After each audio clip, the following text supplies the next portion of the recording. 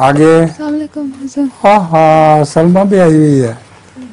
क्यों जनाब सलमा जी? सर मेरा सवाल ये है कि डायनासोर के मरने में और दूसरे जानवर के मरने में क्या फ़र्क है? किसके?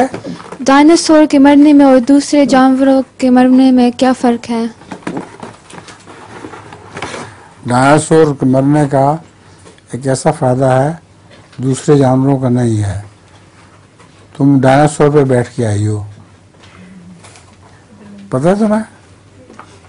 तेल जितना बनता है, जो पेट्रोल, उसका भारी तादाद, उसकी भारी मकदार डायनासोर के दफन होने से बनी है।